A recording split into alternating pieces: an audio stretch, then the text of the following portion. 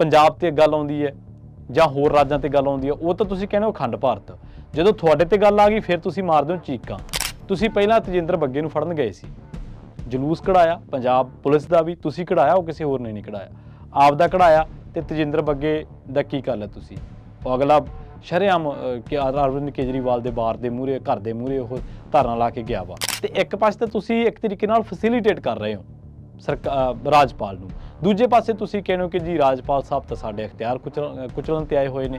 ਸੋ ਇਹ ਤੁਹਾਡਾ ਵੀ ਦੋਹਰਾ ਮਾਪਦੰਡ ਆ, ਤੁਹਾਡਾ ਦੋਗਲਾ ਪਾਣਾ ਅਸਲ ਦੇ ਵਿੱਚ। ਇੱਕ ਪਾਸੇ ਤੁਹਾਡਾ ਹੀ ਮੁੱਖ ਮੰਤਰੀ ਦਿੱਲੀ ਦਾ, ਜਿਹੜਾ ਧਾਰਾ 370 ਤੋੜਨ ਵੇਲੇ ਕਹਿੰਦਾ ਸੀ ਅਖੰਡ ਭਾਰਤ ਹੈ, ਤੇ ਉਦੋਂ ਕੀ ਫੈਡਰਲਿਜ਼ਮ ਕਿਤੇ ਗਿਆ ਹੋਇਆ ਸੀ, ਪਾਣੀ ਪੂਣੀ ਪੀਣ ਗਿਆ ਹੋਇਆ ਸੀ ਜਾਂ ਰੋਟੀ ਖਾਣ ਗਿਆ ਹੋਇਆ ਸੀ?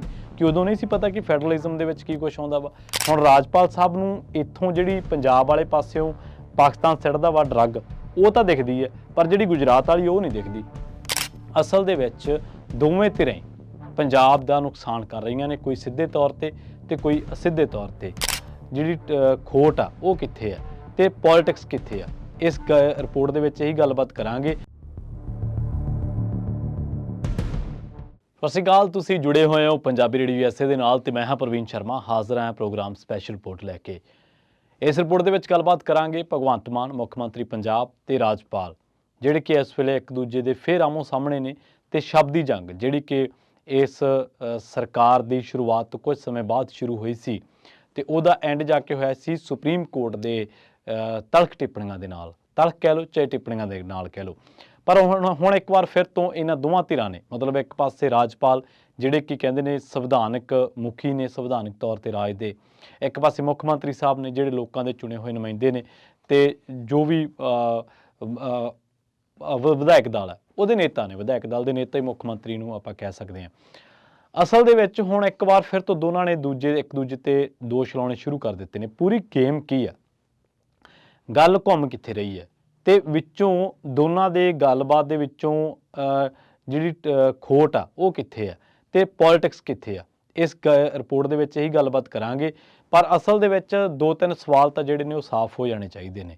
ਪਹਿਲੀ ਗੱਲ ਤਾਂ ਇਹ ਹੈ ਕਿ ਰਾਜਪਾਲ ਜਿਹੜੇ ਨੇ ਉਹ ਕਿਉਂ ਟਰੀਟ ਕਰ ਰਹੇ ਨੇ, ਖਾਸ ਕਰਕੇ ਜਿੱਥੇ ਭਾਜਪਾ ਦੀਆਂ ਸਰਕਾਰਾਂ ਨਹੀਂ।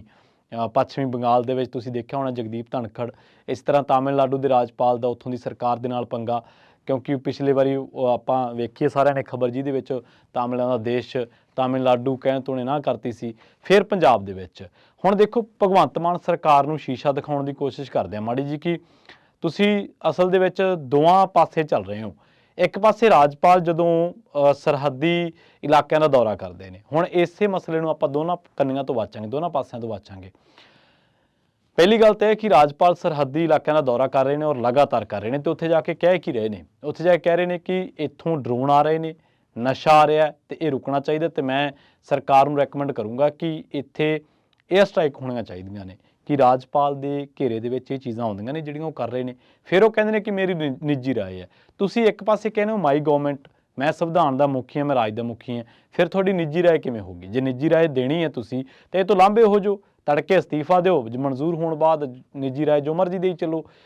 ਦੂਜੀ ਵੱਡੀ ਗੱਲ, ਮਾਨ ਸਾਹਿਬ ਤੁਸੀਂ ਪਹਿਲਾਂ ਤਾਂ ਇਹਦਾ ਵਿਰੋਧ ਕਰਦੇ ਹੋ ਰਾਜਪਾਲ ਸਾਹਿਬ ਦਾ, ਜਿਹੜੇ ਕਿ ਸੰਵਿਧਾਨਕ ਤੌਰ ਤੇ ਮੁਖੀ ਨੇ।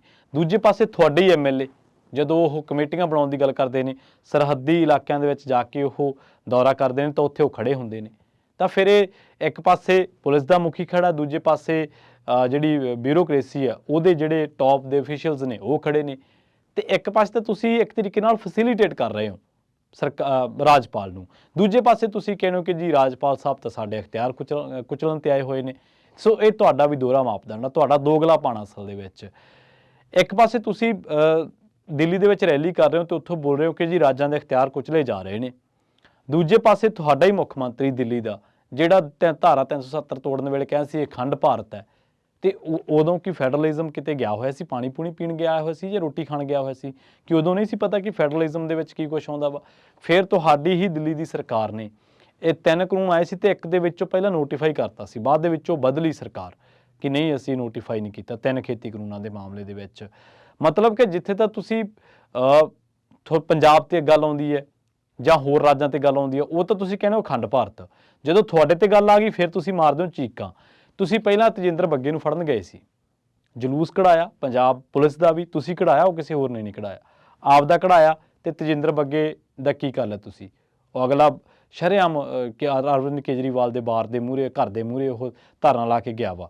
ਦੂਜੇ ਪਾਸੇ ਫਿਰ ਤੁਹਾਨੂੰ ਉੱਥੇ ਆ ਕੇ ਕੁਮਾਰ ਵਿਸ਼ਵਾਸ ਹੋਣੀ, ਉਹਨਾਂ ਤੇ ਜਾ ਕੇ ਕੇਸ ਠੋਕ ਦਿਓ। ਇੱਕ ਬੀਬੀ ਹੋਰ ਹੈ ਕਾਂਗਰਸ ਦੀ ਹੀ ਲੀਡਰ ਨੇ, ਉਹ ਦਿੱਲੀ ਤੋਂ, ਉਹਨਾਂ ਦੇ ਉੱਤੇ ਕੇਸ ਠੋਕਤਾ। ਮਤਲਬ ਸ਼ਕਤੀਆਂ ਦੀ ਤੁਸੀਂ ਕਿਹੜਾ ਵਰਤੋਂ ਘੱਟ ਕਰ ਰਹੇ ਹੋ ਜਿੱਥੇ ਤੁਹਾਡੇ ਕੋਲੇ ਨੇ। ਹੁਣ ਆ ਜਾਓ ਪੰਜਾਬ ਦੇ ਵਿੱਚ ਹੀ ਤੇ ਰਾਜਪਾਲ ਦੀ ਗੱਲ ਕਰ ਲਓ। ਰਾਜਪਾਲ ਸਾਹਿਬ ਤੁਸੀਂ ਇੱਕ ਪਾਸੇ ਕਹਿ ਰਹੇ ਹੋ ਕਿ ਸਰਹੱਦ ਤੋਂ ਡਰੋਨ ਆ ਰਹੇ ਆ ਤੇ ਇਹ ਤਸਕਰੀ ਕਰ ਰਿਹਾ ਨਸ਼ੇ ਦੀ, ਤੇ ਮੈਂ ਚਾਹੁੰਦਾ ਕਿ ਏਅਰ ਸਟ੍ਰਾਈਕ ਹੋਵੇ। ਅਸੀਂ ਕਹਿੰਦੇ ਹਾਂ ਕਿ ਤਸਕਰੀ ਬੰਦ ਹੋਣੀ ਚਾਹੀਦੀ ਹੈ, ਪਰ ਇਹ ਤਾਂ ਦੱਸੋ ਬਾਰਡਰ ਕਿਹਦੇ ਹੱਕ ਹਕੂਕ ਦੇ ਵਿੱਚ ਆ? ਸਰਹੱਦ ਤੁਹਾਡੀ ਕੇਂਦਰ ਦੀ ਸਰਕਾਰ ਦੇ ਅਧਿਕਾਰ ਖੇਤਰ ਦੇ ਵਿੱਚ ਆ ਸਰਹੱਦ, ਪੰਜਾਬ ਦਾ ਉੱਥੇ ਕੁਛ ਨਹੀਂ। ਪੰਜਾਬ ਦੇ ਐਮਐਲਏ ਤਾਂ ਤੁਹਾਡੇ ਮੂਹਰੇ ਬੌਣੇ ਜਿਹੇ ਬਣ ਕੇ ਖੜ ਜਾਂਦੇ ਆ ਤੇ ਮੁੜ ਕੇ ਉਹ ਜਦੋਂ ਭਗਵੰਤ ਮਾਨ ਬੋਲਦੇ ਆ ਕਿ ਰਾਜਪਾਲ ਨੇ ਆਹ ਕਰਤਾ, ਫਿਰ ਉਹਨਾਂ ਨੂੰ ਜਾਗ ਆ ਜਾਂਦੀ ਹੈ ਕਿ ਹਾਂ ਹਾਂ ਹਾਂ ਰਾਜਪਾਲ ਸਾਹਿਬ ਇਹ ਕਰ ਰਹੇ ਆ। ਅਸਲ ਦੇ ਵਿੱਚ ਗੱਲ ਜਿਹੜੀ ਖੜੀ ਆ ਕਿ ਉਹ ਇੱਥੇ ਖੜੀ ਹੈ ਕਿ ਰਾਜਪਾਲ ਦੀਆਂ ਸ਼ਕਤੀਆਂ ਕਿੰਨੀਆਂ ਨੇ, ਰਾਜਪਾਲ ਦੀ ਸ਼ਕਤੀ ਦਾ ਦਾਇਰਾ ਕਿੰਨਾ ਕੁ ਹੈ। ਬੇਸ਼ੱਕ ਰਾਈਟ ਟੂ ਇਨਫੋਰਮ ਰਾਜਪਾਲ ਨੂੰ ਹੈਗਾ, ਰਾਜਪਾਲ ਦੇ ਕੋਲੇ ਅਧਿਕਾਰ ਹੈਗਾ ਰਾਈਟ ਟੂ ਬੀ ਇਨਫੋਰਮਡ। ਇਹ ਗਵਰਨਰ ਦਾ ਰਾਈਟ ਹੈ because he is constitutionally head of the state, ਆਪਾਂ ਕਹਿ ਸਕਦੇ ਹਾਂ ਉਹ ਕੰਸਟੀਟਿਊਸ਼ਨਲੀ ਸਟੇਟ ਦੇ ਹੈਡ ਨੇ। ਇਹ ਤੈਅ ਕਿਵੇਂ ਹੋਵੇਗਾ ਕਿ ਗਵਰਨਰ ਦੀ ਪਾਵਰ ਅਸਲ ਦੇ ਵਿੱਚ ਕਿੰਨੀ ਹੈ? ਹੁਣ ਰਾਜਪਾਲ ਸਾਹਿਬ ਨੂੰ ਇੱਥੋਂ ਜਿਹੜੀ ਪੰਜਾਬ ਵਾਲੇ ਪਾਸਿਓਂ ਪਾਕਿਸਤਾਨ ਸਿੱਟਦਾ ਵਾ ਡਰੱਗ, ਉਹ ਤਾਂ ਦਿਖਦੀ ਹੈ, ਪਰ ਜਿਹੜੀ ਗੁਜਰਾਤ ਵਾਲੀ ਉਹ ਨਹੀਂ ਦਿਖਦੀ। ਤੇ ਇਹੀ ਰਾਜਪਾਲ ਸਾਹਿਬ, ਇਹੀ ਮੁੱਖ ਮੰਤਰੀ ਸਾਹਿਬ ਪਿਛਲੇ ਦਿਨੀ ਇੱਕ ਮੀਟਿੰਗ ਦੇ ਵਿੱਚ ਬੈਠੇ ਸੀ ਜਿੱਥੇ ਯੂਨੀਵਰਸਿਟੀ ਦੇ ਵਿੱਚ ਯੂਨੀਵਰਸਿਟੀ ਦੇ ਬਾਰੇ ਚਰਚਾ ਹੋ ਰਹੀ ਸੀ। ਰਾਜਪਾਲ ਕਹਿੰਦੇ ਸੀ, ਰეკਮੈਂਡ ਕਰ ਰਹੇ ਸੀ ਰਾਜਪਾਲ ਕਿ ਤੁਸੀਂ ਤੁਹਾਨੂੰ ਕੀ ਹੁੰਦਾ, ਤੁਸੀਂ ਪੀਯੂ ਨੂੰ ਐਫੀਲੀਏਟਡ ਕਰ ਲਓ ਹਰਿਆਣੇ ਦੇ 4-5 ਕਾਲਜਾਂ ਨੂੰ। ਹੁਣ ਰਾਜਪਾਲ ਕੋਲੇ ਕਿਹੜਾ ਅਹੁਦਾ ਜਿਹੜਾ ਉਹ ਇਹ ਰਿਕਮੈਂਡੇਸ਼ਨ ਕਰ ਰਹੇ ਨੇ, ਇਹ ਸੁਝਾਅ ਦੇ ਰਹੇ ਨੇ? ਨਾ ਰਾਜਪਾਲ ਕੋਲੇ, ਰਾਜਪਾਲ ਸਾਹਿਬ ਖੁਦ VC ਨੇ, ਨਾ ਉਹਨਾਂ ਕੋਲੇ ਕਿਸੇ ਹਰਿਆਣੇ ਦੀ ਯੂਨੀਵਰਸਿਟੀ ਦਾ ਕੋਈ ਚਾਂਸਲਰ ਨੇ, ਨਾ ਉਹਨਾਂ ਕੋਲੇ ਕੋਈ ਹੋਰ ਵਾਈਸ ਚਾਂਸਲਰ ਦਾ ਅਹੁਦਾ, ਨਾ ਉਹਨਾਂ ਕੋਲੇ ਕੋਈ ਐਡੀਸ਼ਨਲ ਚਾਰਜ ਹੈ, ਤੇ ਫਿਰ ਉਹ ਰੈਕਮੈਂਡੇਸ਼ਨ ਕਰ ਰਹੇ ਨੇ। ਇਸੇ ਤਰ੍ਹਾਂ ਹੋਰ ਕਈ ਮਸਲਿਆਂ ਦੇ ਵਿੱਚ ਰਾਜਪਾਲ ਸਾਹਿਬ ਇੱਕ ਗੱਲ ਬੜੀ ਦੁਹਰਾਏ ਕਰਦੇ ਨੇ ਕਿ ਸੰਵਿਧਾਨ ਮੁਤਾਬਕ ਇਹ ਮਾਈ ਗਵਰਨਮੈਂਟ ਹੈ। ਬਿਲਕੁਲ ਇਹ ਤੁਹਾਡੀ ਗਵਰਨਮੈਂਟ ਹੈ ਤੇ ਰਾਈਟ ਟੂ ਇਨਫੋਰਮ ਵੀ ਤੁਹਾਡਾ ਅਖਤਿਆਰ ਆ, ਅਸੀਂ ਮੰਨਦੇ ਹਾਂ। ਪਰ ਇੱਕ ਗੱਲ ਤੁਸੀਂ ਫਿਰ ਝੋਲ ਖਾ ਰਹੇ ਹੋ, ਤੇ ਉਹ ਝੋਲ ਨਾ ਤਾਂ ਤੁਹਾਨੂੰ ਮੀਡੀਆ ਪੁੱਛ ਰਿਹਾ ਜਿੱਥੇ ਤੁਸੀਂ ਪ੍ਰੈਸ ਕਾਨਫਰੰਸ ਕੀਤੀ ਸੀ, ਤੇ ਨਾ ਹੀ ਭਗਵੰਤ ਮਾਨ ਉਸ ਨੁਕਤੇ ਤੇ ਆ ਰਹੇ ਨੇ। ਉਹ ਨੁਕਤਾ ਕਿਹੜਾ ਹੈ? ਤੁਸੀਂ ਮਾਈ ਗਵਰਨਮੈਂਟ ਸ਼ਬਦ ਦਾ ਮਤਲਬ ਇਹ ਨਹੀਂ ਹੈ ਕਿ ਤੁਹਾਡੀ ਗਵਰਨਮੈਂਟ ਆ, ਇਹ ਗਵਰਨਮੈਂਟ ਤੁਹਾਨੂੰ ਰਾਈਟ ਟੂ ਇਨਫੋਰਮਡ ਹੈ, ਇਹ ਤੁਹਾਡਾ ਅਖਤਿਆਰ ਹੈ, ਨਾ ਕਿ ਗਵਰਨਮੈਂਟ ਤੁਹਾਡੀ ਹੈ। ਗਵਰਨਮੈਂਟ ਅਸਲ ਦੇ ਵਿੱਚ ਮਾਈ ਗਵਰਨਮੈਂਟ ਸ਼ਬਦ ਦਾ ਅਰਥ ਤਾਂ ਬਣਦਾ ਹੈ ਕਿ ਇਹ ਜਿਹੜੇ ਰਾਜਪਾਲ ਸਾਹਿਬ ਨੇ ਉਹ ਬਾਉਂਡ ਨੇ with the ministers of council of ministers ਦੇ ਨਾਲ। ਮਤਲਬ ਜੋ ਚੁਣਿਆ ਹੋਇਆ ਮੰਤਰੀ ਮੰਡਲ ਹੈ, ਜੋ ਵਿਧਾਨ ਪਾਲਕ ਹੈ, ਉਹਦੇ ਇਹ ਰਾਜਪਾਲ ਸਾਹਿਬ ਉਹ ਜੋ ਕਹੂਗੀ, ਜੋ ਲਿਖ ਕੇ ਦੇਊਗੀ, ਤਾਂ ਉਸ ਲਿਖਣ ਦੇ ਮੁਤਾਬਕ ਰਾਜਪਾਲ ਸਾਹਿਬ ਜਦੋਂ ਪ੍ਰੋਨਾਊਂਸ ਕਰਦੇ ਨੇ ਨਾ ਮਾਈ ਗਵਰਨਮੈਂਟ, ਤਾਂ ਇਹ ਕਾਉਂਸਲ ਆਫ ਮਿਨਿਸਟਰਸ ਦਾ ਸ਼ਬਦ ਹੁੰਦਾ, ਨਾ ਕਿ ਤੁਹਾਡਾ ਨਿੱਜੀ ਸ਼ਬਦ। ਸੋ ਇਹ ਦੋਨੇ ਚੀਜ਼ਾਂ ਨੇ।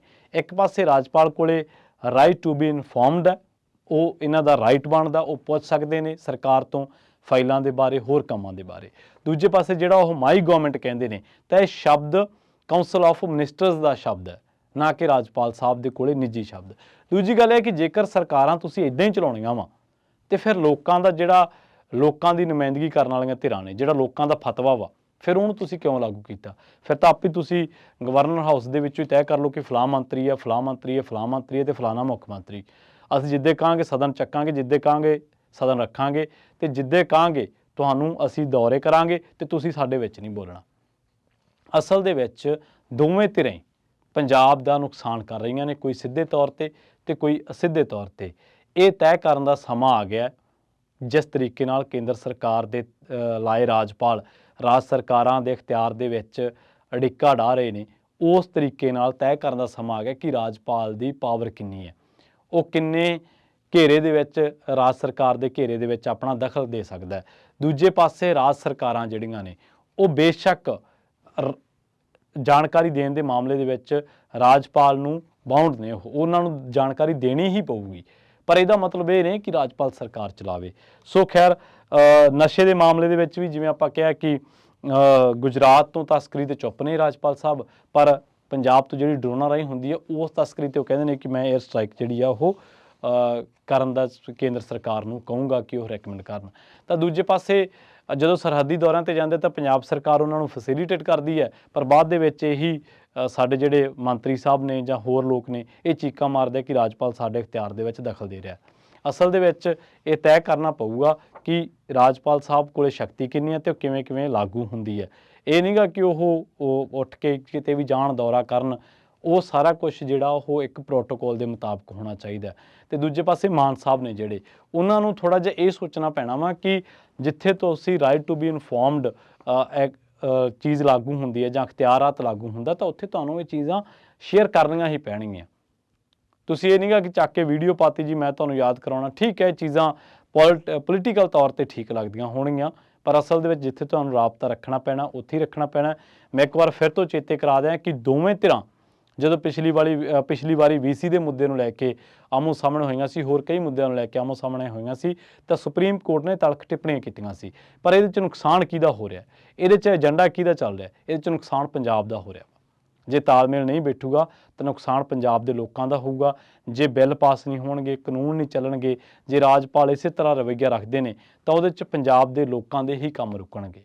ਸੋ ਸਰਕਾਰ ਨੂੰ ਚਾਹੀਦਾ ਕਿ ਜੇਕਰ ਤੁਸੀਂ ਇਹਨਾਂ ਕੰਮਾਂ ਨੂੰ ਨਹੀਂ ਰੋਕਣਾ ਤਾਂ ਜਿੱਥੇ ਤੁਹਾਨੂੰ ਫੈਡਰਲਿਜ਼ਮ 'ਤੇ ਪਹਿਰਾ ਦੇਣਾ ਪੈਂਦਾ ਵਾ, ਫੈਡਰਲਿਜ਼ਮ 'ਤੇ ਸੰਘੀ ਢਾਂਚੇ ਦੇ ਜਿੱਥੇ ਤੁਸੀਂ ਪਹਿਰਾ ਦੇਣ ਦੀ ਗੱਲ ਕਰਦੇ ਹੋ ਦਿੱਲੀ ਦੇ ਵਿੱਚ ਰੈਲੀਆਂ ਕਰਕੇ, ਤਾਂ ਉੱਥੇ ਤੁਹਾਨੂੰ ਇਹ ਤਾਲਮੇਲ ਕਿਵੇਂ ਬਿਹਤਰ ਕੀਤਾ ਜਾਵੇ ਇਹਦੇ 'ਤੇ ਵੀ ਧਿਆਨ ਜਿਹੜਾ ਉਹ ਦੇਣਾ ਪੈਣਾ। ਬਹੁਤ ਬਹੁਤ ਧੰਨਵਾਦ। ਜੁੜੇ ਰਹੋ ਪੰਜਾਬੀ ਰੇਡੀਓ USA ਦੇ ਨਾਲ।